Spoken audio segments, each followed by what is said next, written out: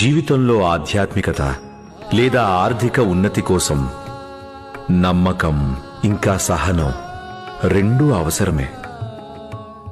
నువ్వు ఏ పని చేసినా ఎంతో కష్టపడి చేశావు, కానీ ఓర్పు అనేది లేదు.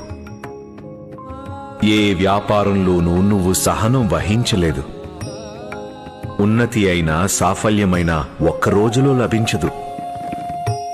అందుకోసం సహనంతో పాటు నిరంతరం కష్టపడాల్సి ఉంటుంది. ఏ పని నేర్చుకోవాలన్నా అభివృద్ధి సాధించాలన్నా సమయం పడుతుంది. కానీ ఎప్పుడు ఏ పనిలో కష్టం వచ్చినా నువ్వు దాన్ని వెంటనే వదిలేసేవాడివి. కాస్త సహనం వహించి ఉంటే అప్పుడు నీకు అన్నిటిలో సఫలత లభించేది. ఇక అన్నిటికంటే ముఖ్యమైనది, నువ్వు ఎప్పుడూ ఎవరినీ నమ్మటం నేర్చుకోలేదు, నిన్ను నువ్వు కూడా.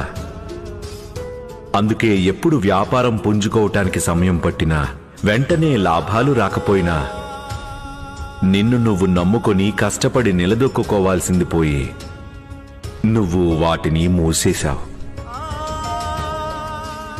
కానీ విష్ణు, ఇంకా సమయం మించిపోలేదు.